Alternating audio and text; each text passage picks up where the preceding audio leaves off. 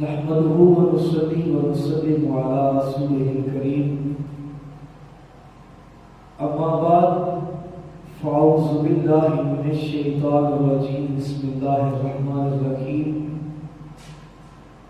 قال الله تبارك وتعالى في الكلام المجيد والله جعل لكم من بيوتكم سكنا وجعل لكم من جلود الأنعام بيوتا تستخفونها يوم ظهركم ويوم إقامتكم آمنت بالله صدق الله العظيم وصدق رسوله النبي الكريم الأمين إن الله وملائكته يصلون على النبي يا أيها الذين آمنوا صلوا عليه وسلموا تسليما اللهم صل على سيدنا ومولانا محمد وبارك وسلم عليه الصلاة والسلام عليك يا سيدي يا رسول الله وعلى آلك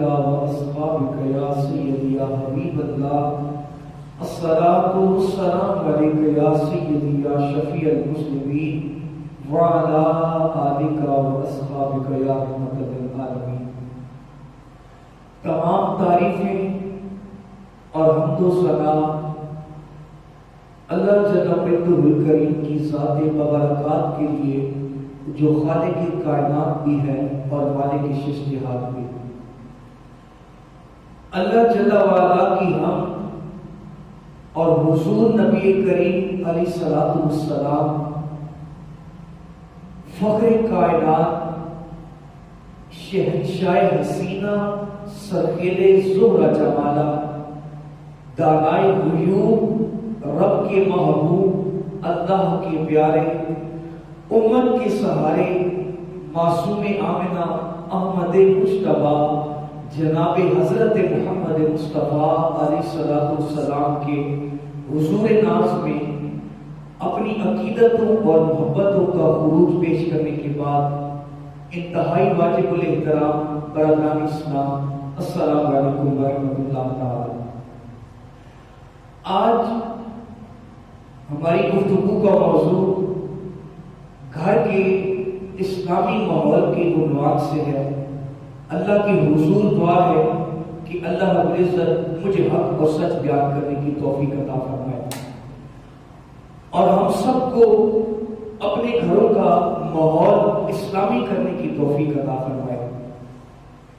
برادران اسلام، قرآن مجید میں اللہ تعالیٰ نے ارشاد فرمایا وَاللَّهُ جَعَلَ لَكُم مِّن بُيُوتِكُمْ سَكَنًا، کہا کہ اللہ وہ ہے کہ جس نے تمہیں گھر عطا کیے رہنے کے لیے وَجَعَلَ لَكُم مِّن جُلُودِ الْأَنْعَامِ بُيُوتًا، اور ارشاد فرمایا کہ اللہ وہ ہے جس نے تمہیں جانوروں کے کھالوں کے گھر بھی بنا کر دیے. دو طرح کے گھروں کا ذکر ہوا ہے.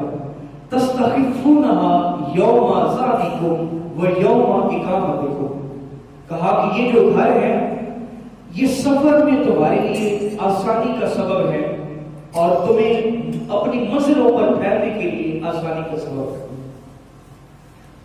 دوستو، گھر اللہ کی بہت بڑی نعمت ہے اور یہ اللہ رب العزت کا بہت بڑا احسان ہے کہ جس نے گھر کی دولت جس شخص کو بھی عطا کی ہے. گھر دو طرح کے ہیں. ایک وہ گھر کہ جنہیں ایک جگہ سے دوسری جگہ پر منتقل کرنا ممکن نہیں ہے، جیسا کہ ہمارے گھر ہوتے ہیں اینٹوں کے گھر، بلاکس کے گھر. تو دوسرے گھر جن کا اللہ تعالیٰ نے ذکر فرمایا یہ وہ ہے جو خیموں کی صورت میں جانوروں کی کھالوں سے بنتے ہیں. اللہ نے قرآن میں ان دو گھروں کا ذکر فرمایا ہے کہ یہ دو گھر ہیں جو اللہ تعالیٰ نے مسلمانوں کو، دنیا والوں کو احسان کیا ہے، انہیں یہ عطا کیا ہے. گھر کا ہونا اللہ کا بہت بڑا احسان ہے. جہاں پر اللہ نے دیگر اپنے احسانات کا ذکر کیا ہے وہاں پر خالق کی عز و سما نے گھر کی نعمت کا تذکرہ بھی کیا ہے. دیکھیں نا ہمارے گھر زمین کی آغوش میں موجود ہیں. ہم اس زمین پر گھر بنا دیتے ہیں، وہ گرتے نہیں ہیں. اس زمین نے مجھے اپنے اوپر سلامت رکھا ہے. ورنہ اگر چند سال یا چند مہینے پہلے ہم پیچھے دیکھیں تو ایک معمولی کے جھٹکے سے ہمارے گھر گر گئے. زمین کے اوپر جو گھر تھے ان کا ملبہ تتر بتر ہو گیا. تو یہ اللہ کا احسان ہے کہ ہمارے گھر صحیح حالت میں اس زمین پر کھڑے رہتے ہیں. تو یہ اللہ تعالیٰ کا بہت بڑا کرم ہے اور اس کا ہم پہ احسان ہے. دوسری چیز دیکھیں، اس دنیا میں اللہ کی کتنی مخلوقات ہیں انسان کے علاوہ. جانور ہیں، رینگنے والے کیڑے ہیں، اڑنے والے پرندے ہیں، درندے ہیں، پھاڑنے والے، کھانے والے جانور ہیں. لیکن کیا کبھی ایسا ہوا کہ کسی جانور نے کسی بندے کے گھر کا رخ کیا ہو؟ کیا کبھی ایسا ہوا کہ جانوروں نے، جنگلوں کے جانوروں نے بندوں کے گھروں کا رخ کر دیا ہو؟ تو یہ نہیں ہوتا، اس لیے کہ اللہ کا حکم ہے ان جانوروں کو کہ تم نے میری مخلوق کو تکلیف نہیں پہنچانی. اگر اللہ کا حکم نہ ہوتا تو جانور جنگلوں کے سارے گھروں کی طرف دوڑتے، اشراف الارض سے ہمارے گھر بڑھ جاتے. لیکن یہ بھی اللہ تعالیٰ کا بہت بڑا احسان ہے کہ نہ جنگلی جانور ہمارے گھروں کی جانب آتے ہیں اور ہم بے خوف و خطر اپنی زندگی گزار رہے ہیں. تو اس میں بھی اللہ کا شکر ادا کرنا چاہیے. جب اللہ تعالیٰ نے ہمیں گھر دیا، ہمیں یہ دولت دی، تو اب اللہ کے اس کرم کا یہ تقاضا ہے کہ ہمارے گھر کا ماحول بھی وہی ہونا چاہیے جو اللہ اور اس کے رسول کی مرضی والا ہو، اللہ اس کے رسول کی رضا والا ہو، اللہ کے نبی کی رضا والا ہو. اللہ رب العزت یہ احسان جتا کر بتا رہا ہے، دنیا والوں میں نے تمہیں گھر کی دولت دی ہے، یہ نعمتیں دی ہیں، اور یہ نعمت اس بات کا تقاضا کرتی ہے کہ تمہارے گھروں میں اسلام کے ماحول کو آباد ہونا چاہیے. تمہارے گھروں میں وہی ماحول نظر آنا چاہیے جو اللہ کے نبی نے مدینہ کے گھروں کو نور عطا کیا تھا. کہا تمہارے گھروں میں وہی نور اور وہی ماحول نظر آنا چاہیے. تو قرآن مجید میں اللہ تعالیٰ نے ارشاد فرمایا، کہا وَاللَّهُ جَعَلَ لَكُم مِّن بُيُوتِكُمْ سَكَنًا، کہ رب وہ ہے کہ جس نے تمہیں رہنے کے لیے چھت عطا کی، جس نے تمہیں خوبصورت گھر عطا کیا. اور پھر دیکھیں اللہ تعالیٰ نے ہمیں گھر عطا کر دیے. اب میں اور آپ کسی گھر میں تنہا رہے یا اکیلے رہے، انسان وحشت زدہ ہو جاتا ہے، انسان اکتا جاتا ہے. لیکن قرآن کہتا ہے وَاللَّهُ جَعَلَ لَكُم مِّنْ أَنفُسِكُمْ أَزْوَاجًا، کہا تمہارا رب وہ ہے کہ جس نے تمہاری ذات سے ہی تمہیں بیوی عطا کی. ازواج کا لفظ آیا ہے. اللہ فرماتا ہے میں وہ ہوں کہ جس نے تم ہی میں سے تمہیں بیوی عطا کی. اور یہی نہیں، وَجَعَلَ لَكُم مِّنْ أَزْوَاجِكُمْ بَنِينَ وَحَفَدَةً، فرمایا کہ پھر میں نے تمہیں پوتے عطا کیے، تمہیں نواسے عطا کیے کہ میرے بندے رشتوں کی دولت عطا کی کہ کہیں ان کی زندگی جو ہے وہ وحشت زدہ نہ ہو جائے.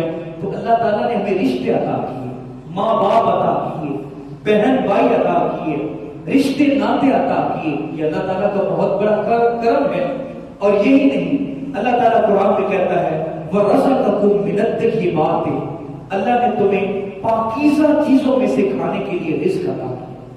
اللہ نے گھر بھی عطا کر دیا. اللہ رب العزت نے رشتے ناطے بھی دے دیے تاکہ اس چار دیواری میں ہمارا دل گھبرا نہ جائے. ہمیں رشتوں کی مٹھاس اور شیرینی بھی عطا کی. پھر اللہ تعالیٰ نے ہمیں رزق بھی دیا، جہاں اولاد کی دولت دی وہاں پر مال و دولت بھی دی. وَرَزَقَكُم مِّنَ الطَّيِّبَاتِ، تمہیں پاکیزہ چیزوں میں سے رزق کھانے کو عطا کیا.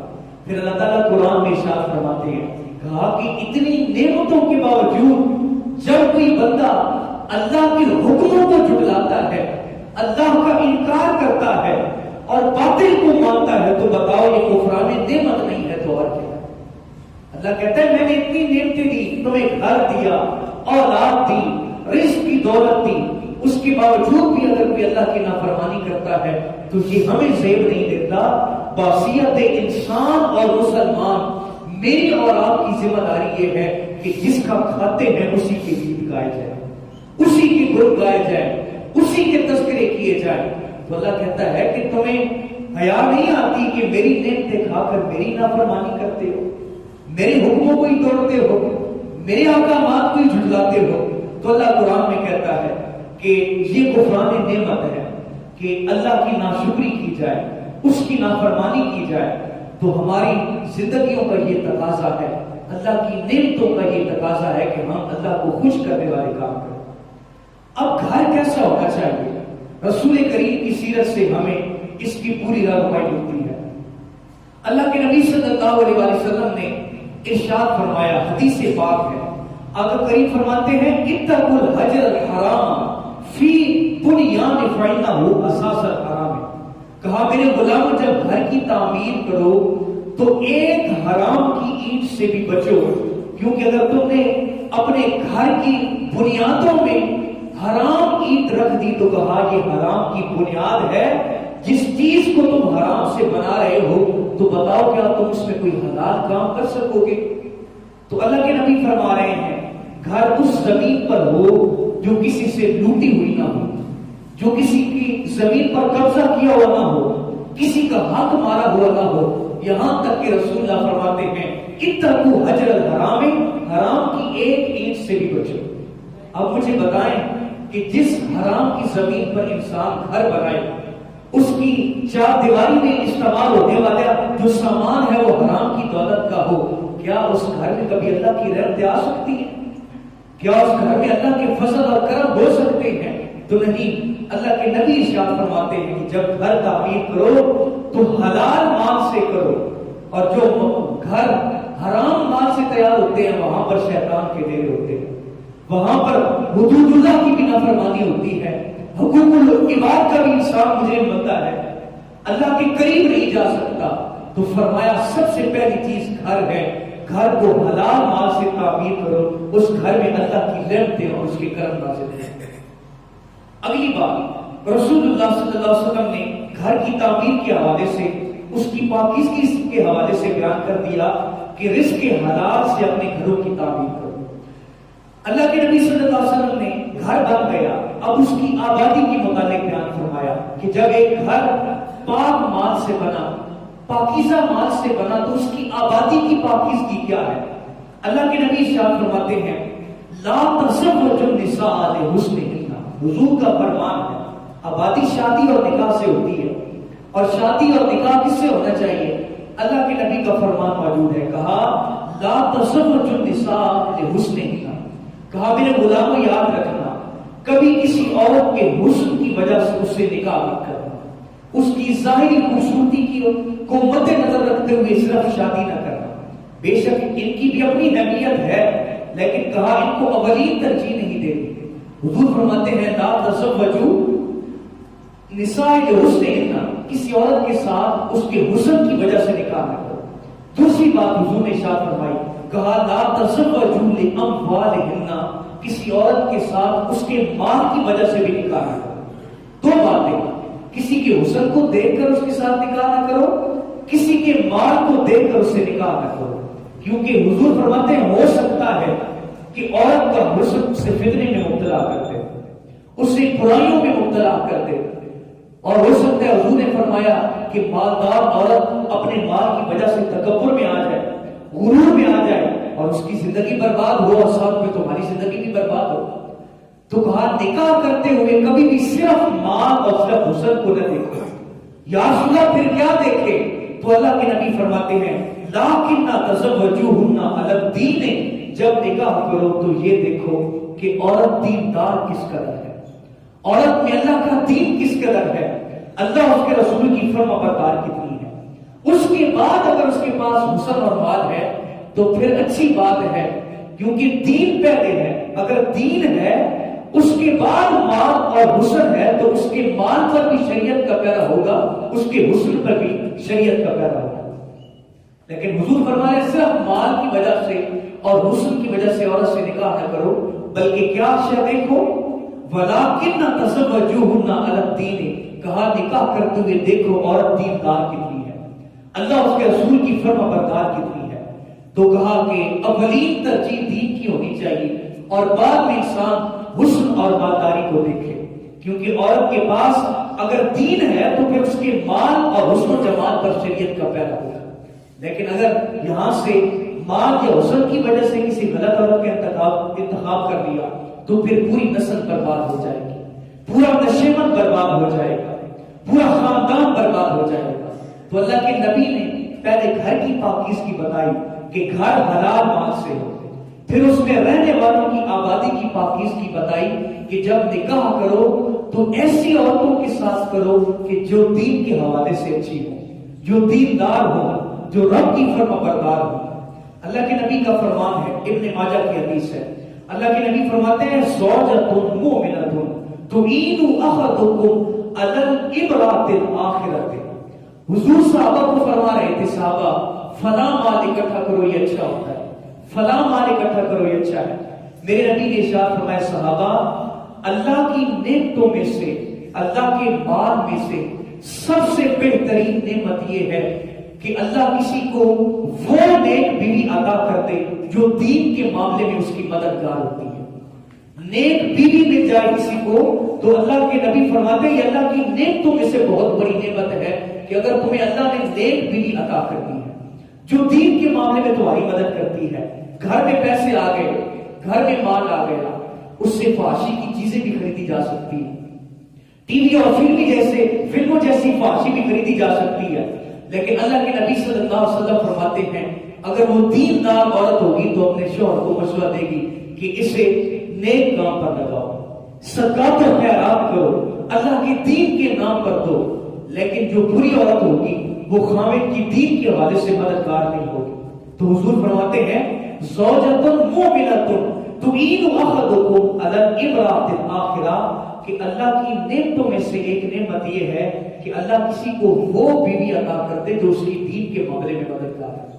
اور اگر کسی کو ایسی بیوی مل جائے تو اللہ کا شکر ادا کرے کہ جو دین کے معاملے میں مدد کرتی ہے, جو اپنے شوہر کو مشورہ دیتی ہے کہ اپنا مال اللہ کے دین پہ لگاؤ, صدقات و خیرات کی تلقین کرتی ہے.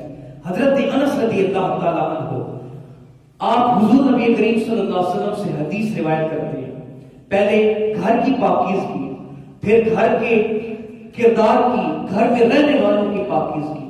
اب اگلی بات کہ جب گھر بھی پاک ہو, گھر والے بھی پاک ہو تو پھر کیا ہوتا ہے. حضرت انس کہتے ہیں اللہ کے نبی نے فرمایا قال النبی اذا اراد اللہ باہل البیت خیرا فقاہہم فی الدین. حضور فرماتے ہیں کہ جب اللہ کسی کے گھر والوں کے ساتھ بھلائی کا ارادہ کرتا ہے تو ان کو دین کی دولت عطا کر دیتا ہے, انہیں دین کی سمجھ بوجھ عطا کر دیتا ہے. تو جو نیک لوگ ہوں گے, جو نیک گھرانے ہوں گے, حضور فرماتے ہیں کہ اللہ ان سے بھلائی کا ارادہ کرتا ہے تو کیا کرتا ہے فقاہہم فی الدین, اللہ انہیں دین میں مدد کرتا ہے, انہیں دین کی سمجھ بوجھ عطا کر دیتا ہے. تو جس گھر والوں میں سے کسی کو دین کی دولت مل جائے, سمجھ بوجھ مل جائے, اللہ کے قرآن کے حافظ یا عالم بن جائے تو یہ اللہ کا اس گھر والوں پر بہت بڑا احسان ہے. تو کہا نیک گھروں پر اللہ کا پہلا انعام کیا ہوتا ہے, کہا کہ اللہ انہیں دین کی سمجھ بوجھ عطا کر دیتا ہے, وہ رب کے دین کے ساتھ مخلص ہو جاتے ہیں. دوسری بات حضور نے ارشاد فرمایا کہ جو گھر حلال سے بنا ہو, جس میں پاکیزہ لوگ رہتے ہوں, ان کے ساتھ اللہ دوسرا احسان کیا فرماتا ہے. میرے نبی نے ارشاد فرمایا وَقَرَّ صَغِيرُهُمْ كَبِيرَهُمْ, کہ اس گھر کے چھوٹے اپنے بڑوں کا احترام کرتے ہیں. وہاں پر چھوٹے ماں باپ کے ساتھ بدتمیزی نہیں کرتے, زبان درازی نہیں کرتے, بلکہ میرے نبی ارشاد فرماتے ہیں وہاں پر اولاد ماں باپ کی فرما بردار ہوتی ہے, بچے ماں باپ کے ساتھ حسن سلوک کرتے ہیں, ان سے زبان درازی نہیں کرتے. تو کہا اللہ کا دوسرا انعام ہوتا ہے نیک لوگوں پر اور ان کے گھروں پر جن کے گھر کا ماحول اسلامی ہو, کہا کہ ان کے بچے ان کے بڑوں کا احترام کرتے ہیں. اور یہ یاد رکھیں کہ اگر آج ہم اپنے بڑوں کا احترام نہیں کرتے تو کل ہماری اولاد ہمارا احترام نہیں کرے گی, ہمارا ادب نہیں کرے گی. آج چاہیے کہ ہم اپنے ماں باپ کے ساتھ اچھا سلوک کریں, اپنے بڑوں کے ساتھ اچھا سلوک کریں, کل ہماری اولادیں بھی ہماری فرما بردار ہوں. اور حضور نے فرمایا کہ اپنے ماں باپ کے وصال کے بعد ان کے رشتہ داروں کے ساتھ اچھا سلوک کرو, ان کے دوستوں کے ساتھ اچھا سلوک کرو, ماں باپ کے دوستوں کے ساتھ اچھا سلوک کرو. بلکہ حضور نبی کریم صلی اللہ علیہ وآلہ وسلم کا یہ معمول تھا. حضرت خدیجہ الکبریٰ کے وصال کے بعد حضور حضرت خدیجہ کی سہیلیوں کو قربانی کے موقع پر گوشت بھیجا کرتے تھے. ماں باپ تو دور رہے، بیوی کی جانے والیوں سے بھی حضور صلی اللہ علیہ وسلم کا حسن سلوک کیسا ہے کہ حضرت خدیجہ کے وصال کے بعد آپ کی سہیلیوں کے گھر گوشت بھجواتے تھے، اس لیے کہ حضور فرماتے ہیں خدیجہ اپنی زندگی میں عمل کرتی تھی اور میرے اس عمل سے ان کو خوشی ہوگی، تو آپ وہ کام کرتے تھے. پھر اپنے رشتہ داروں کے ساتھ اچھا سلوک کرو. اللہ کے نبی صلی اللہ علیہ وسلم کا فرمان ہے، حضور ارشاد فرماتے ہیں، بخاری شریف کی حدیث ہے، کہا الخالۃ بمنزلۃ الام، کہا لوگوں سن لو، جو تمہاری خالہ ہے وہ تمہاری ماں کی مثل ہے. خالہ ماں کی مثل ہے. آج رشتوں کا تقدس باقی نہیں رہا. لوگ ماں باپ کا تو احترام کر لیں لیکن ان کی رشتہ داریوں کا احترام نہیں کرتے، اپنے عزیزوں کا احترام نہیں کرتے. بھتیجا ہے تو چچا کا احترام نہیں ہے، بانجا ہے تو خالہ کا احترام نہیں ہے، ماموں کا احترام نہیں ہے. سنیے حضور کتنا تقدس دے کے جا رہے ہیں. میرے نبی فرماتے ہیں الخالۃ بمنزلۃ الام، صحابہ یاد رکھنا تمہاری خالہ تمہاری ماں کی مثل ہے، لہذا اس کا ادب و احترام. دوسری حدیث حضور فرماتے ہیں ام الرجل نہر ابیہ، انسان کا چچا، آدمی کا چچا اس کے باپ کے قائم مقام ہے. لازم ہے اس کا ادب کرو، اس کا احترام کرو، اس کے ساتھ حسن سلوک سے پیش آؤ. تو پھر حضور نے فرمایا کہ وہ گھر جس کا اسلامی ماحول ہو، اللہ اس کو کیا چیز عطا کرتا ہے. اللہ کے نبی صلی اللہ علیہ وسلم فرماتے ہیں وَقَرَّ صَغِيرَهُمْ كَبِيرَهُمْ، کہ اس گھر کے چھوٹے اس گھر کے بڑوں کا احترام کرتے ہیں. یہ اس گھر کو برکتیں عطا ہوتی ہیں جن کا ماحول اسلامی ہو. اگلی بات حضور نے تیسری نعمت جو ارشاد فرمائی، کہا رزقہم الرفق فی معیشتہم، اللہ اس گھر کی معیشت میں نرمی عطا کرتا ہے اور برکتیں عطا کرتا ہے. جس گھر میں بڑوں کا احترام ہو، اسلام کا ماحول ہو، حضور فرما رہے ہیں کہ اس گھر کے رزق میں اللہ تعالیٰ برکتیں عطا کرتا ہے. اللہ انہیں کبھی مالی پریشانی نہیں ہونے دیتا. آج دیکھیں نا ہر شخص پریشان ہے، ہر شخص کہتا ہے میری ضرورتیں پوری نہیں ہوتی. ضرورتیں پورے کیوں نہیں ہوتی؟ کیونکہ رزق میں برکت نہیں ہے. لاکھوں بھی کما لو تو برکت نہیں ہے، اللہ کی رحمتیں نہیں ہیں. وجہ کیا ہے؟ ہمارے گھروں کا ماحول اسلامی نہیں.